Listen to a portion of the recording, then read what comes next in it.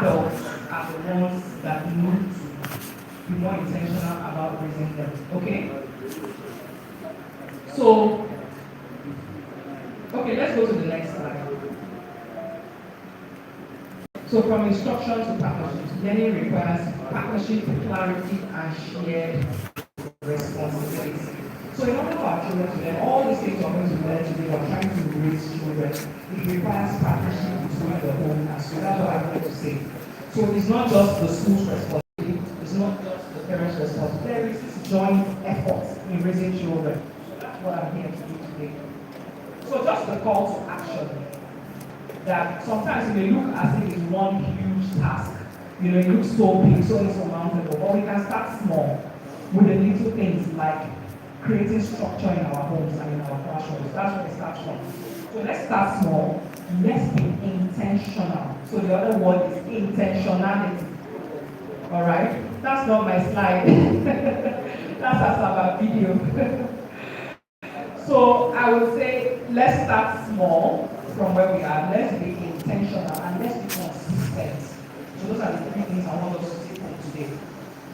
That in raising children, in building that partnership between home and school, what are we supposed to do? Start small. What's the next one?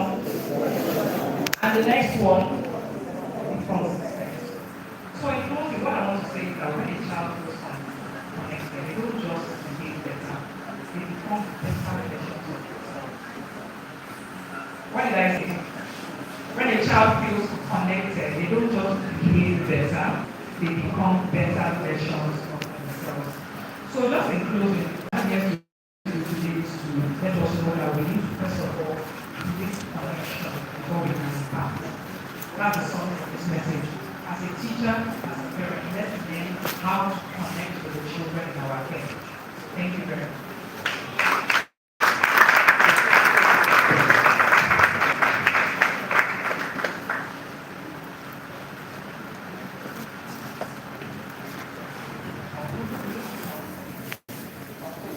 Ladies and gentlemen, can we give Uche Morning the Trainer Summit 10 salute?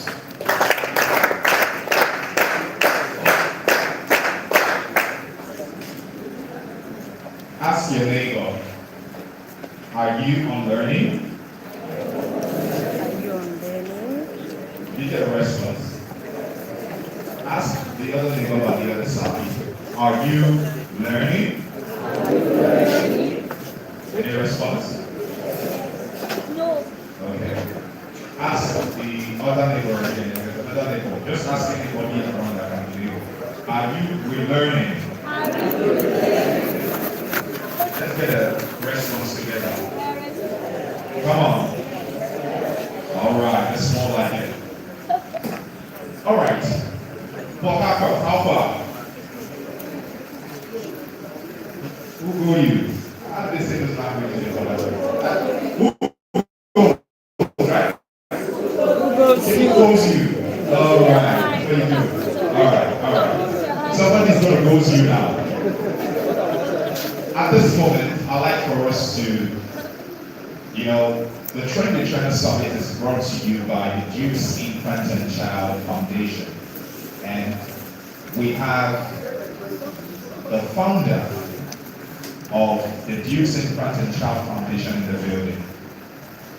She doubles also as the convener of the Train the Trainer Summit.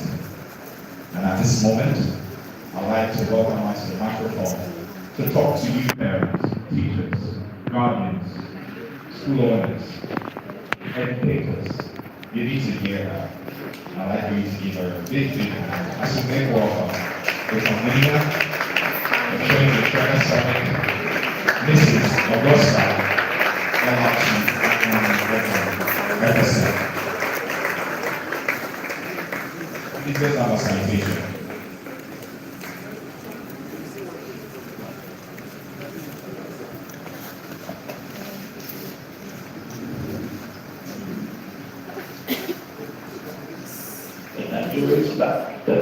That for expertise in business was a close relationship management and strategic leadership. She currently serves as regional bank head in one of Nigeria's top-tier banks. She holds degrees in communication arts and public relations with executive training from the Lagos Business School and other prestigious institutions. Her professional affiliations include NIPR, NINN, CIBN, and ISNN. Beyond banking, Augusta is the founder of the Duke's Infant and Child Foundation, Shopper Home, My Era Gurus, and Ostola LLC USA, and co-founder of My DigiPlay and the Topala Empowerment Initiative. She is also the convener of the Train the Trainer Summit and national movement, empowering educators, parents, and community leaders to raise competent, value-driven children and future-ready leaders. Her vision is to inspire policy reforms that redefine childhood education and leadership development across Nigeria and Africa. Ladies and gentlemen, let us make welcome Mrs. Augusta Olaji Anyanwu Ekwo FSN, the convener, Train the Trainer Summit, founder of the Duke Infants and Child Foundation.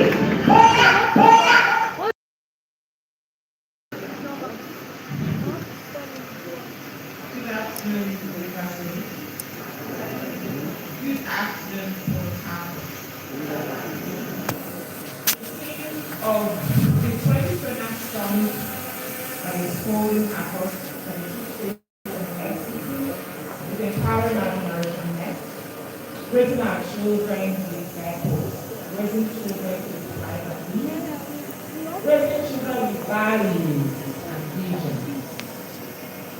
So distinguished guests, respected leaders, fathers and mothers, teachers, educators, school owners, caregivers, trainers, mentors, community builders, and every single person in this hall who has one assignment in common: to influence the life of a child, our children. Good afternoon. Let me begin by saying this clearly. Port Harcourt, those of you that are here, Lagos State, we honor you. Thank you for coming. We honor your energy, we honor your excellence, we honor your leadership. But today, I want you to understand something. From the very first minute of this summit, this is not just an event. I said it in other places where we have spoken. This is an intervention. This is not just a gathering. This is a movement. This is not just a sermon. This is nation building. And this is so because whether we like it or not, the future is waiting. The future is already here. And the future is sitting in our classrooms. The future is those are children are the future. The future is walking on our streets. The future is watching us. The future will see these videos long time after we have gone. The future is learning, and every single day, from what we say and from what we don't say, from what we do and what we ignore. So today, we have not gathered here for noise, we have gathered here for change. So a powerful truth is, a child is not a child as the thing. Ladies and gentlemen, I want to ask one question that may sound simple, but it's very deep. What exactly are we raising?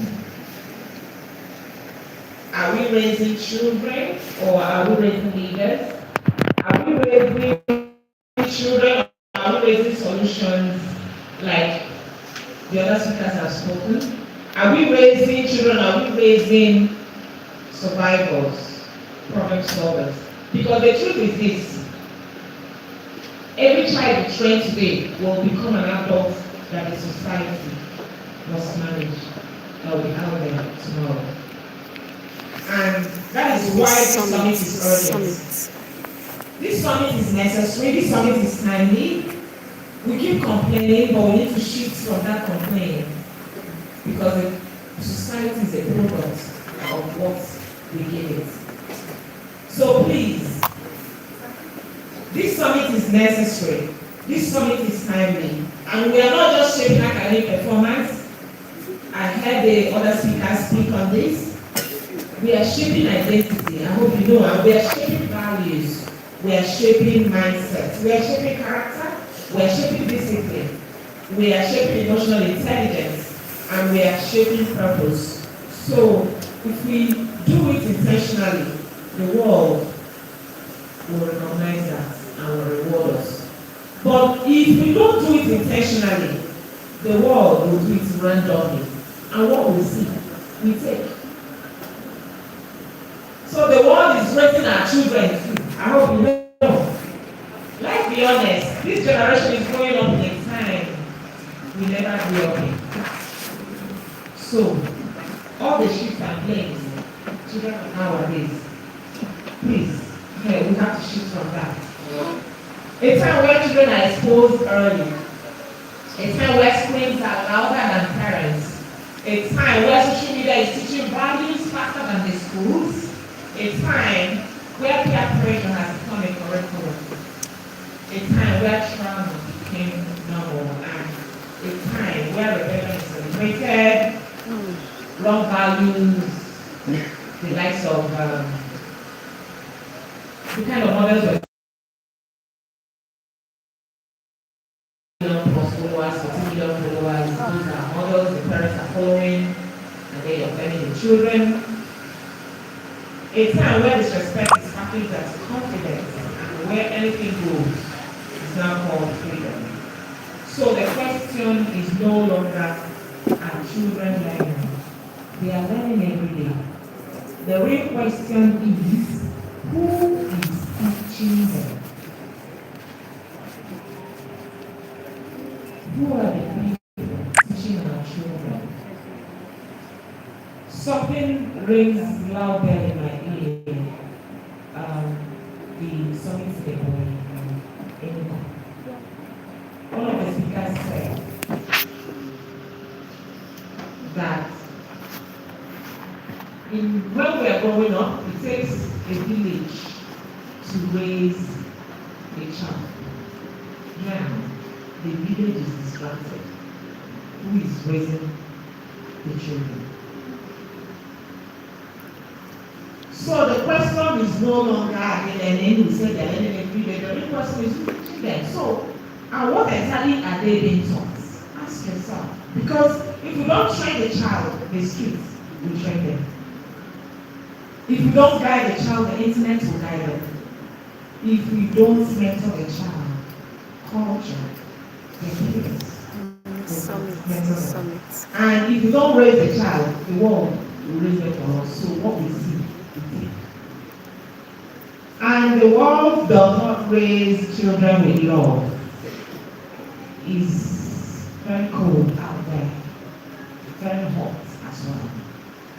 So the world raises children with trends, with all sorts, with pressure, with confusion, with comparison, with identity confusion, boys wanting to be girls, a whole lot of things, quick, get rich quick syndrome, drug addiction, identity crisis, name them.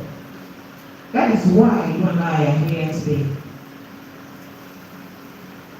Today, we are repositioning the trains. And who are they? You, me, parents, teachers, everyone in the position of molding the destiny of the child. This is where the trainer summit. Everyone here commits to telling at least 5, coaching at least 5 other trainers. That is why it's called Train the Trainer Summit. I hope you know certificates will be given at the end of it. And we also have your data. May we not get any report and it's traceable to you. Meaning we are not just empowering children, we are empowering the people who empower our children. Parents, you are the first teachers. I heard you say that already. Teachers, you are the second parents. She echoed this when Gochi said so too. Caregivers, you are the silent builders. School owners, you are the architects of learning environments, and I call you community parents. Community leaders, you are the moral compass. Trainers and mentors are the voices that children will remember long after they forget their textbooks. So, I came to tell you today, your role is not ordinary. Your assignment is spiritual and generational. Remember that call. We have it in the Bible, we have it in the Quran. In the Bible it says, train a child in the way they should go, and when they grow up, they will not depart from it. So, because it takes one teacher to build a child, it takes one caregiver to restore a child as well. It takes a mentor to redirect a child. It takes one parent to raise a child right, and it takes one community to protect a child's future. Let me speak to the house of parents first. Parents, please hear me. Whether you are an intending parent, you are a teacher, you are still a parent, or parents, guardians, your child does not need a perfect home. Your child needs a present parent. Remember again, one of the topics, parents, where are you?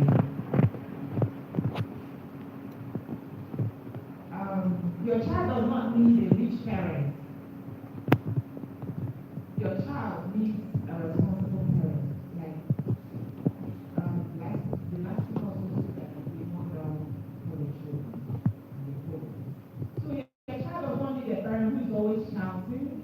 Your child does not need a parent who is always showing the wrong thing. The child needs a parent who is always the right thing. So all those things are being out there.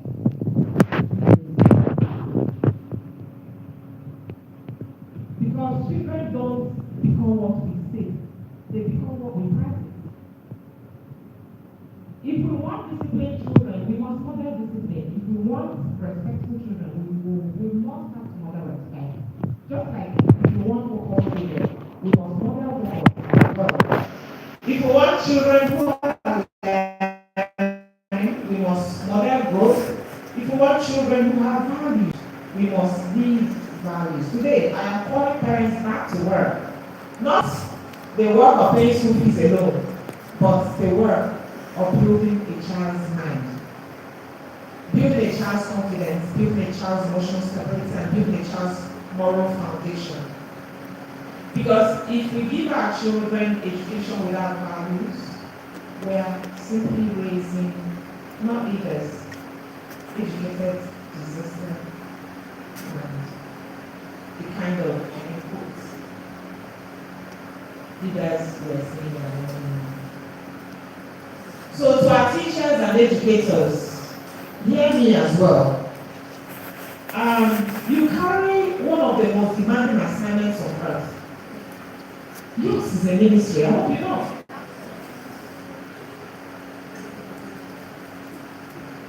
You are shaping minds while managing systems. You are teaching children while battling limitations. Do you understand those things? We will meet you at some point. You are nurturing greatness while dealing with policies, pressure, and sometimes poor support, poor welfare, poor salary. You understand? But today, I want to charge you. Don't just teach to pass exams, teach to build lives. Because the best teacher is not the one whose students score the highest. The best teacher is the best students. So let our classrooms become places of purpose. Let our our schools become safe spaces, Mini let learning summit. become inspiring, just like what we are doing now.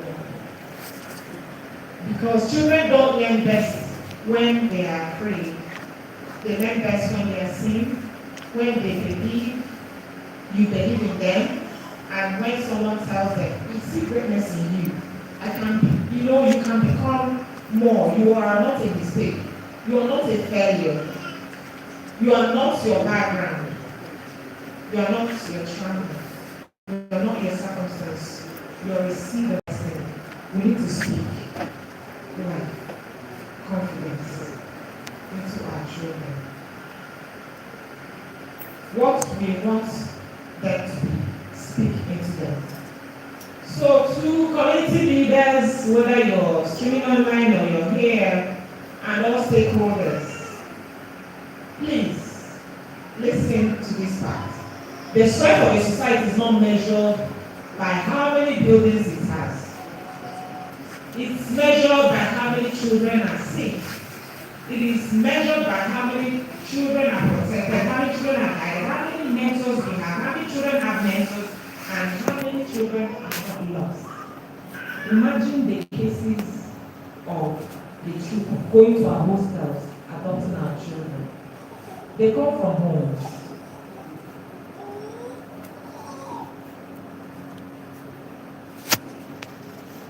They are brothers, they are sisters, they are Nigerians. Because a community that neglects its children will eventually be controlled by the consequences. So some of the kidnappings, all of these things military are saying is because of the neglect we have had long coming. So the consequences are what we are seeing today. So today I am calling for a new narrative in our country, in Rivers State. Every state we're going, where every child matters, every child is protected, every child has a chance, and every child is raised with purpose. So this is a summit still, but it's also a call. Today is not for learning, today is for transformation. Like I said, I think in Anambra, may we live here and still teach the same way. We have to move from complaining about children to training them, blaming the next generation to building them. Watching the damage, we should stop watching the damage. Let's, move to becoming the solution. Let's stop saying these children of nowadays. Let's get to saying these children of purpose, because the next generation is not a problem. And it's not a thing. They are a promise. It's unprepared parents. This is the first century, not 2000 or 1999. We need to step up. We need to be prepared. But promises must be nurtured. Our next generation are the promise. The Nigeria we are looking for, the great leaders we are looking for, is in the next generation. And that generation must be nurtured. That future is there. We must nurture them. Or else we lose again. We'll keep losing. And we're not ready to lose. So we have gathered you here as like minds. You have to rise.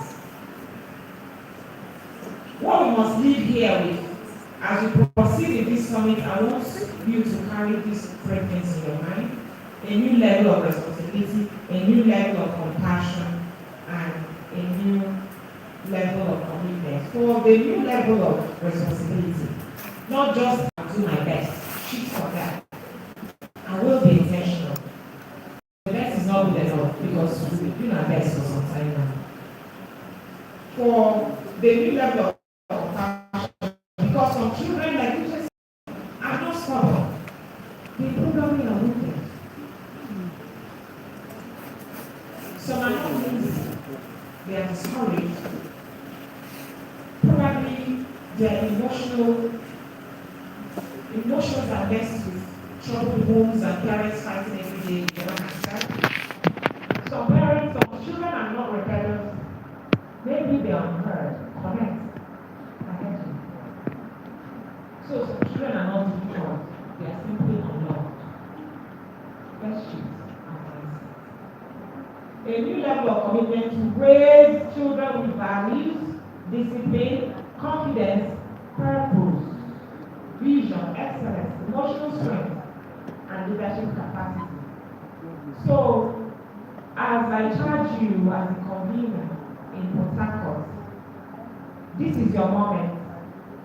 River State, this is your moment. Today, we are not hosting a summit, we're uniting a generation.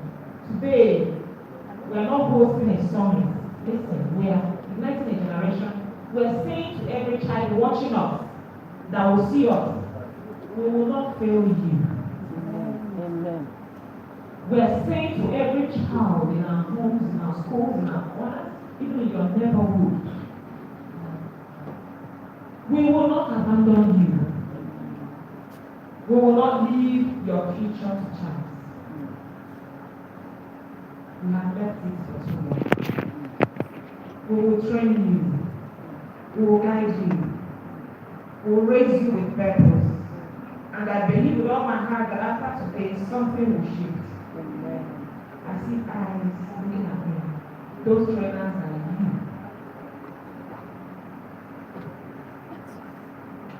Something will shift in our homes, in our classrooms, in our communities, in parenting, in leadership, in our children.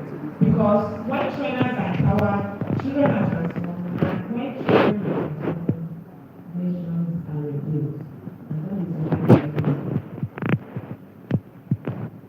So, distinguished guests, once again, welcome to 2023. Thank you for showing up. Thank you for caring. Thank you for choosing to be part of the solution. Let's learn, let's connect, let's grow, let's rebuild. Are you ready? We have other speakers with fire, with passion, with commitment to do more.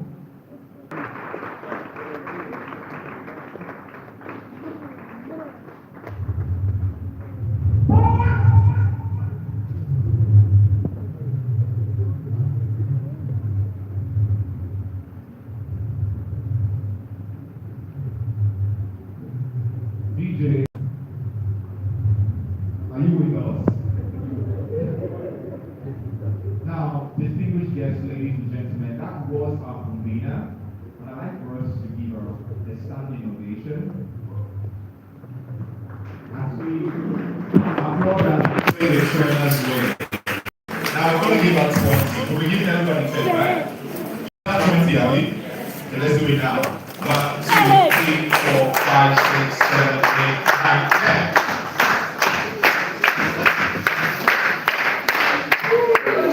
Thank you. Thank you so much, man. You know, a lot of us are better than our hands.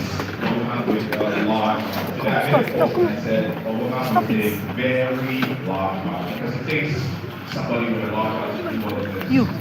Be careful. And, you know, we have been in Warri, we've been in Asaba, we've shined the lights to Anambra in Oka, we've been to Ebonyi, in Abakaliki in Ebonyi State, we've been to Enugu, we've been to Uyo, we were in Calabar yesterday, and now we are in Port Harcourt. Come on, make some noise. Wow. It takes a lot to do that, right? So now we're going to take it to another level. Tell your neighbor we're going to another level. This next speaker, you need to hear it. Tell the next person you need to hear it. Okay, I know what you did there, right? Okay, you need to hear it. Nice, you need to hear it. So let us, you know, if the sound guys are ready, let us bring up the next speaker with so much speed because we need to move with time. Ladies and gentlemen, let us make welcome David. All right.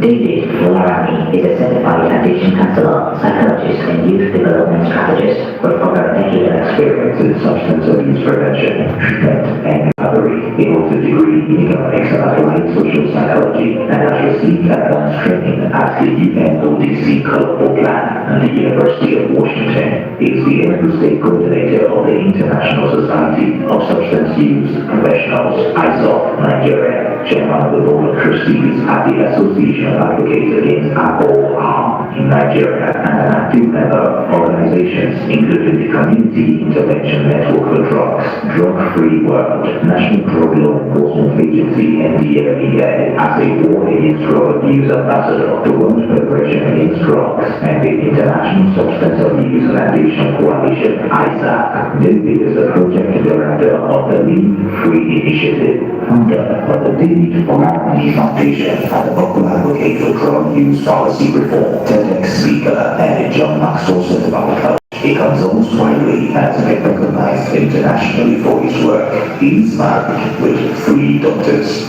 Ladies and gentlemen, let us make welcome David Folarani, founder, David Folarani Foundation.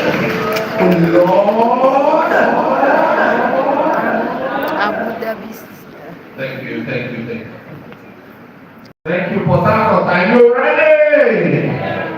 Yes, I like what I'm seeing here today. Well, welcome to another beautiful session of the Trade the Trader Summit in Port Harcourt. So let's shine the light. Shine the light. Shine the light. And shine the light. Excellent. Let's put our hands together for ourselves. I think it's Sunday. Some people came from church. I was praying the gospel. It's the gospel that I was praying. Yes. And then thankfully, one of the speakers said, we must move from awareness to what? So I know that people are hearing, people are listening, people are assimilating. Good. So my work here is simple. All the speakers are saying their work is simple. My work is simple. Nobody knows that. You right now you need the hard work. My work is simple. I want to remind us a duty that we have as stakeholders. We have parents here, we have teachers here, we have school owners here. So we have stakeholders, people who are helping to raise the next generation of leaders who will thrive and lead. Now there's a particular assignment that every single one of us here has. Who wants to hear that assignment? Good. How many of us know that we have a drug problem in our country? How many of us know that? You know very well, you are sure that we have a drug abuse problem among the youth in Nigeria. Okay, let's bring it down home. How many of us know we have a drug problem in Rivers State? In Rivers State. Good. I was invited by a family to help their son. And so we went to LNF, where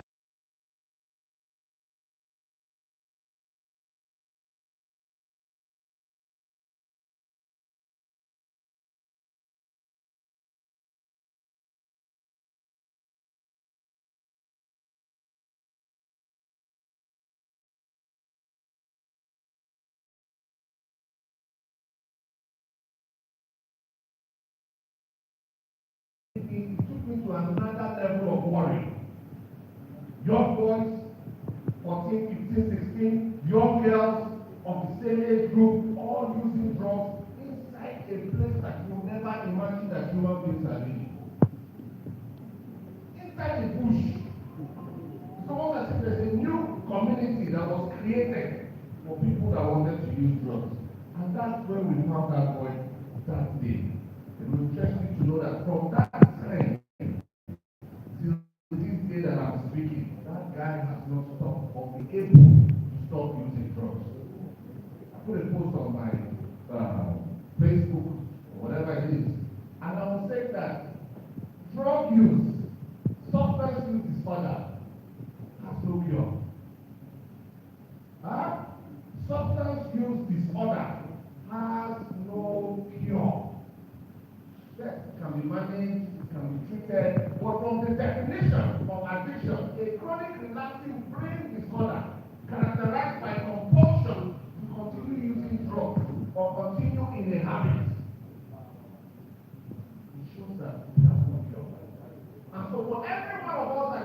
they are stakeholders, it is your responsibility to carry out prevention among the young people who are entrusted in your care. As parents, as teachers, as owners, as uncles, whatever it is, it is your responsibility to ensure that those young children don't get mixed, get involved with substance use, thereby being able to allow them to thrive and to live. We have a responsibility. We do have a responsibility, and we must wake up to that responsibility.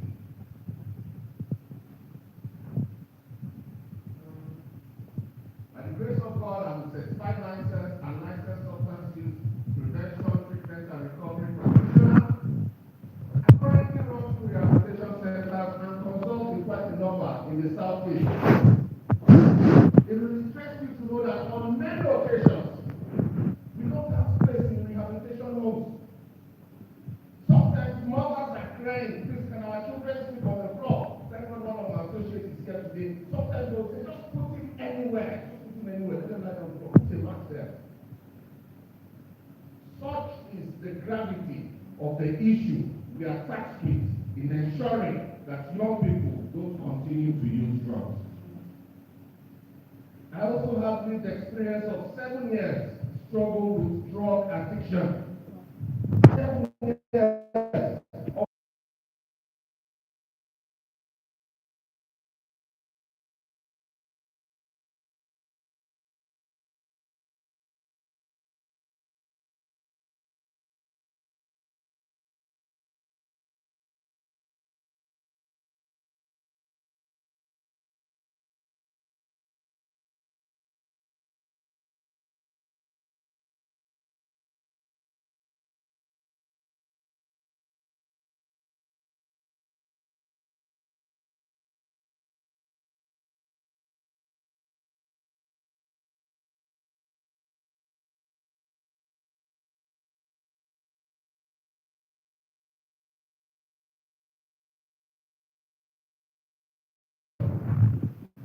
That's why we're here today, to learn what our roles are in ensuring that young people around us don't get into drugs.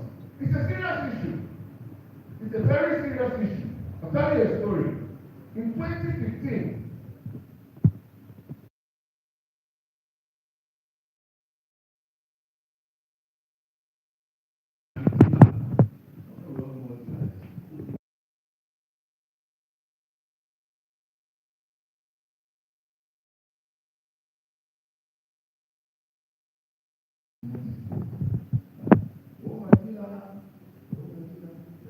so I called my dealer and I said I needed a fix. So he told me to come to a particular hotel.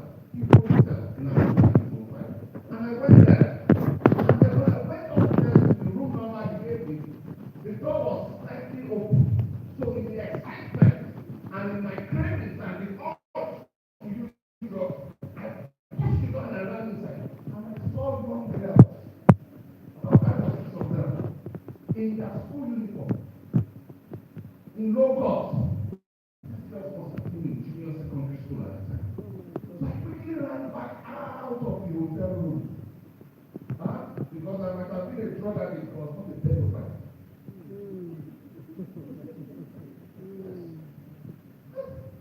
So I called him and said, "Oh, you gave me a wrong room number." He said, "What room number?" I called him. He said, "No, that's the place." I said, "No, that can't be the place. This room has children inside it, but I can't be found inside there." So he came out of the same place. And when he came out, I looked at him and I said, "What are you doing with these young girls?" He said, "Forget about that one. It is his new way."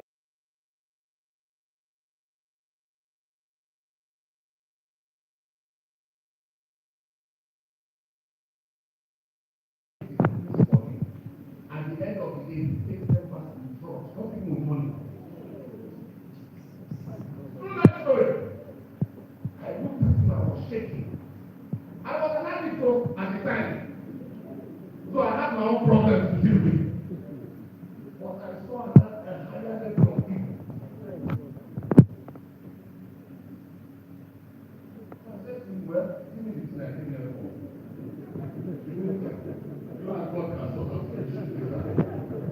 what I came here for. But now, the story here is this. God helped me in 2 years after that incident, I stopped using drugs. And we set up a foundation that reaches out to people who are neck deep into drug use. We go to the bonds, we go to the trap houses. My wife and I and our entire team. So we went in December of 2018. We went to a bunk, they're called bunks. We went to that bunk. And after we shared what we had, the food, the clothes, everything, and then we asked those that were rehabilitation to come out. Some people did, some people didn't. We were living. And then the young girl ran to me and said, excuse me, sir. So I looked back at her. She was so frail. She just had singlets and boxers on. Nothing else. So I looked at her and said, are you okay? Didn't you get enough food? Is there something you want? Is there something we can do for you? She just kept staring at me. Oh, are you okay? She said, I don't remember me. I said, no, I don't.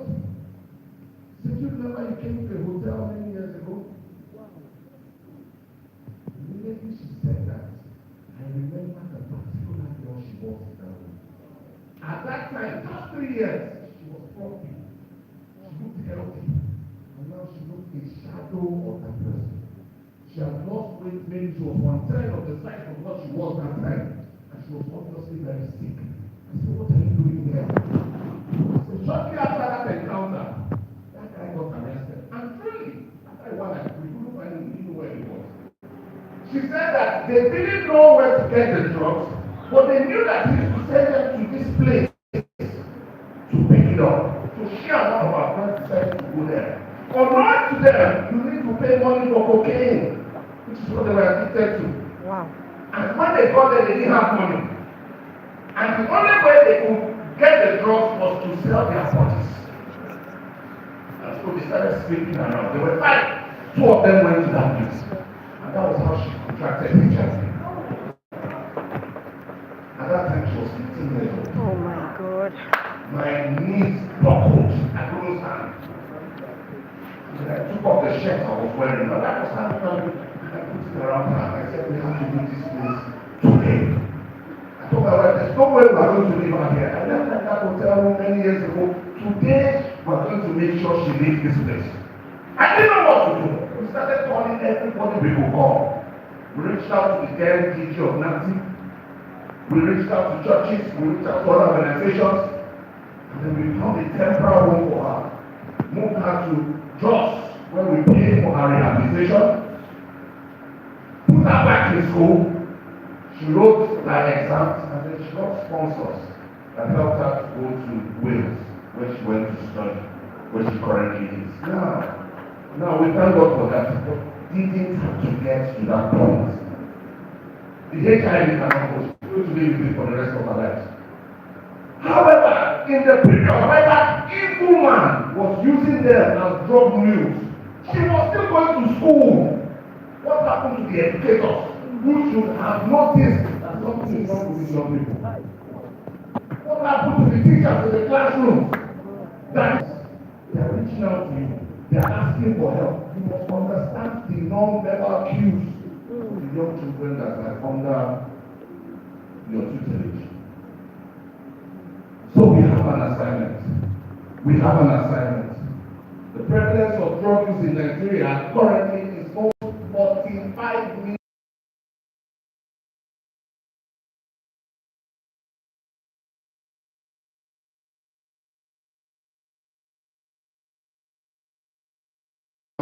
That's my classmate for government investment. Classmate for government investment has been on the street for years because of drug use. Has been on the street. And now I trying to get him into rehabilitation to start his life again. I lost one, a friend from the same government investment due to drug over.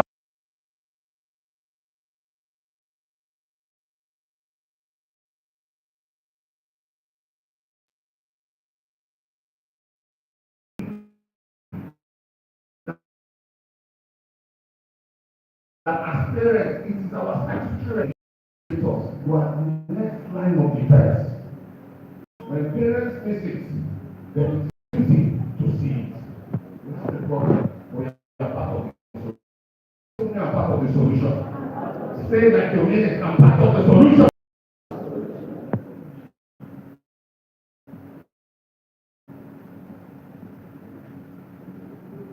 One of every 4 drug users is a female. For those of us that think it is a male-dominated issue, 1 of every 4 drug users is now a female. And as a matter of fact, we believe strongly that this statistics is wrong. It's wrong. I was reading in Uyo, and the statistics were clear that the ladies have taken over. Yes, unfortunately so. Unfortunately so. You come to our facility, he's there, and we have mothers of children who are in rehabilitation. We have young girls, 14, 15, 16, who are struggling with addiction and need help.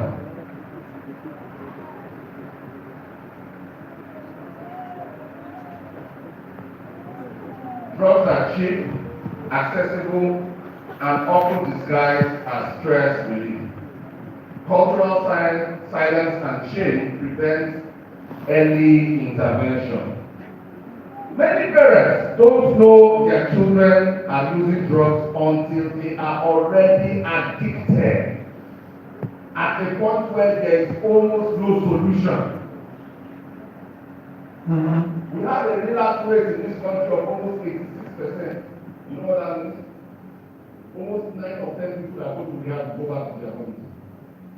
So only 1 out of 10 people remain clean. So we must not allow to get to that point. Because really there's no solution but for the message of God. I was in a conference and I was sitting with professors and everything, and I said to them, there is no cure for addiction. And they say, young man, you know, I said, okay, show me who have you cured. You with your professor, show me. And if you are not sure that there is a cure, I will give you cocaine to drink. Get addicted and enjoy yourself. If you want a cure, you have a cure for it. I will give you cocaine to drink. When you are addicted. Because you know the truth. Truly, I'm in the field, sir.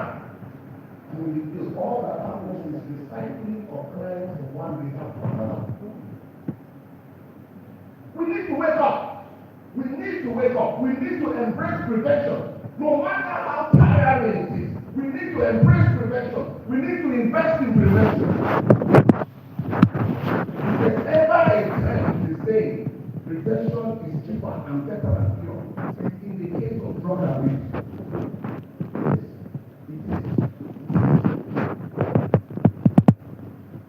I had a friend in the time when I was using drugs.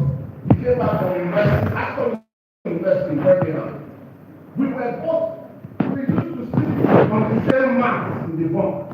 They call us young boys. I just come back from UK as well. But after 3 years, I told the guest that I did not get because of drug use. That guy one day went to steal. So I mentioned his son name. Everybody in this hall knows his father. He went to steal, got beaten to a pulp and bombed to death. Only son of his father.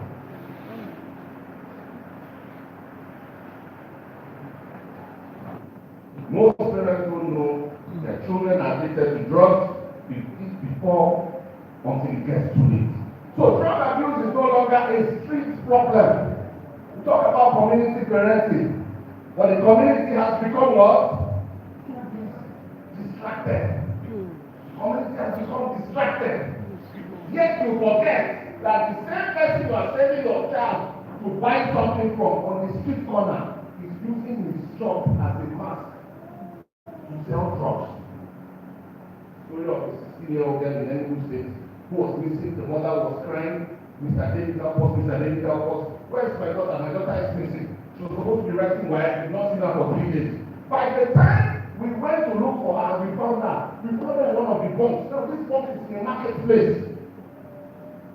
Each of the stores has a fourth floor. So the way you see this now, they display their products. This can be a shelf. By the time you open it, behind it, they are using drugs. We need to be aware of some of these things. By the time we found out that she was near nearly gone. She was nearly gone. We can go on and on and on about the stories of drug use and how it has destroyed homes, destroyed families, torn marriages apart. Yes, because when a child is addicted, it's the family that is suffering, true of course. There's an adage that says it's the family of a madman that suffers the most.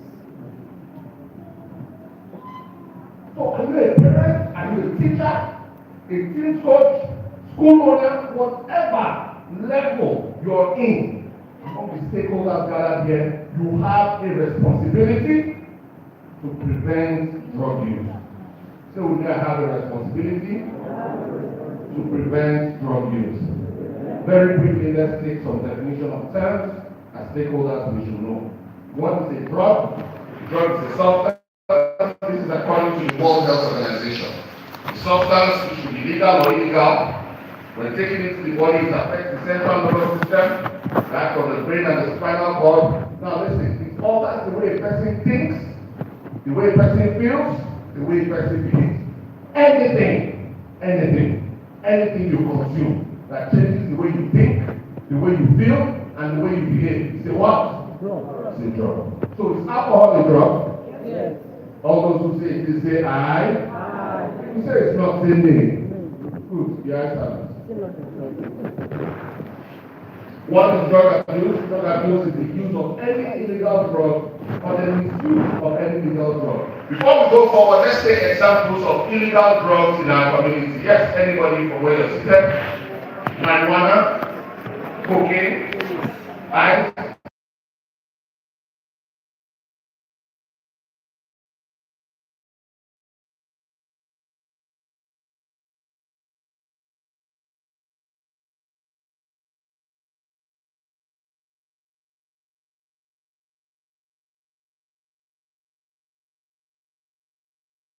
I don't know, women are always crying. That's not for women. I said, what's the problem? She said, our son is behaving somehow. And she doesn't understand the way he's behaving. I said, are you sure he's not using drugs? She said, no, she's not using drugs. But she was in his room one day and she saw a lot of time. You know, time for cooking. She saw a lot of time. So immediately she said, I said, oh. I said, did you check whether the story? And Maggie, maybe he wants to cook. Because the moment she said it, I knew it was marijuana. But she was so oblivious to what marijuana looks like that she thought it was. So very quickly we'll show you, hello, Mr. Recorder. We'll show you some of the most common drugs that are used